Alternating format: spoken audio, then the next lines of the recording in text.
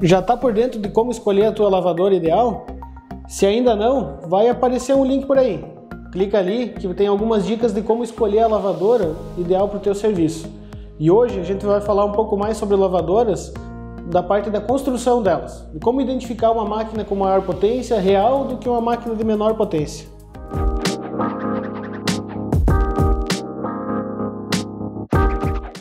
Olá, eu sou o Cristiano da Orion e hoje vamos falar um pouquinho mais de lavadoras de alta pressão. A gente vai se aprofundar um pouquinho mais na questão dos motores e da técnica das máquinas. As lavadoras, tanto uma residencial, uma hobby, uma pequena, como uma profissional para uso contínuo de lavação, são lavadoras, a construção delas é muito parecida. É um motor elétrico, ou a combustão em alguns casos, e uma bomba de pressão. Basicamente é isso, tem mangueira, tem bicos, tem acessórios.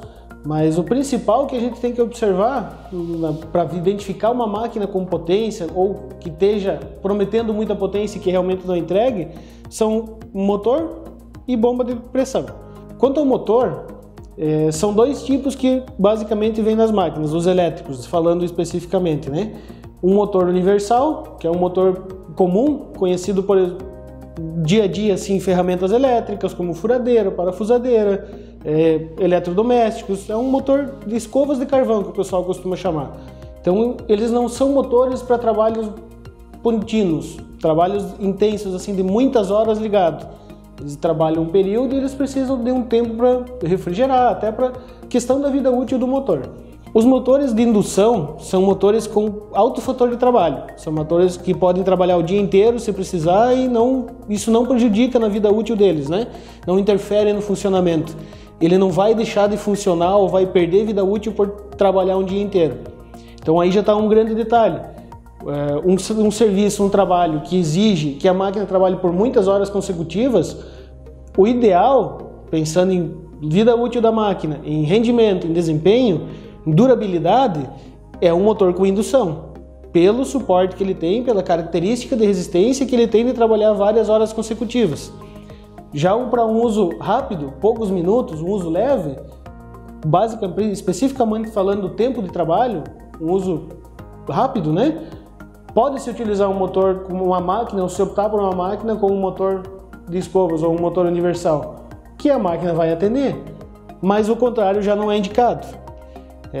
Outro detalhe importante que a gente deve se atentar, para perceber a questão da diferença de um motor de indução para um motor de escovas ou para um motor universal, são dois detalhes assim bem fáceis de identificar. O primeiro é o peso. O motor de indução, ele pesa muito mais, o dobro. Se tu pegar duas máquinas de mesma potência, mesma pressão, que aparentemente são iguais, e tu sentir que elas têm uma diferença de peso muito grande, já é um indicativo de que a máquina mais pesada tem um motor de indução. A máquina mais leve tem um motor universal. Então, aí a diferença é muito perceptível, não é algumas gramas, é o dobro, basicamente. Se comparar motores de mesma potência, por exemplo, Então, pelo peso, tu já consegue identificar se a máquina tem motor de indução ou não. E o outro detalhe é o valor, o preço. O motor de universal, ele custa aproximadamente metade do preço de um motor de indução. Então, se tu observar duas máquinas com a mesma potência de motor, por exemplo, as duas têm 1.500 watts, mas uma custa, sei lá, um exemplo bem hipotético, R$1.000, a outra custa 500, tem alguma diferença, não só o valor. Então, são detalhes que a gente consegue se atentar que vão indicando que a máquina possui algumas características mais robustas, Bem simples, Peso e valor. Não quer dizer que uma máquina com motor de indução custe R$1.000. Tem modelos que custam menos do que isso, Então, são detalhes que tu consegue observar. Se a máquina for muito barata, não existe mágica. Ela tem uma construção mais simples. Se for analisar agora a bomba de pressão, que é outro detalhe muito importante das lavadoras, tanto quanto o motor, todos os fabricantes são obrigados a informar na máquina. Se tu pegar um exemplo bem prático, alguns modelos ou desse fabricante, atrás dela vai dizer a pressão máxima, pressão de trabalho e vazão. São três fatores ligados à bomba e que todo fabricante informa. A pressão de trabalho é a pressão que a máquina realmente vai trabalhar, é a pressão que chega na ponta do bico, é a pressão que a máquina efetivamente tem. A pressão máxima é a pressão que ela é capaz de produzir. Geralmente a pressão máxima é medida na saída da bomba, antes da mangueira, aqui. Então por isso que ela tem a pressão máxima, sempre vai ser muito maior do que a pressão de trabalho. Não existe uma regra de que a diferença é 200 PSI. Uma máquina pode ter uma pressão máxima de 2.500 PSI, mas ela entregar 1.200. Ela entregar lá na ponta do bico muito menos. Então, sempre se atentar à pressão de trabalho. Nunca esqueça de ver a pressão de trabalho, que é a pressão que a máquina realmente vai entregar para o teu serviço. E a vazão é um detalhe muito importante também, porque se a gente comparar duas máquinas que têm a mesma pressão, as duas têm 1.200 libras, mas uma tem uma vazão maior, a eficiência de lavagem dela vai ser maior. Porque tu tem a mesma pressão com maior volume de água, ela vai ter mais força para arrancar uma sujeira mais pesada. Então essa é uma diferença que tu deve considerar, por exemplo, na pressão de trabalho, as duas máquinas com pressão igual, e aí uma tem uma vazão maior e outra menor, a que tem uma vazão maior vai ter uma eficiência de lavagem maior. Claro que ela também vai ser menos econômica, vai ter um consumo de água um pouquinho maior e uma exigência de fornecimento de água de boa qualidade também, pois ela vai gastar mais água.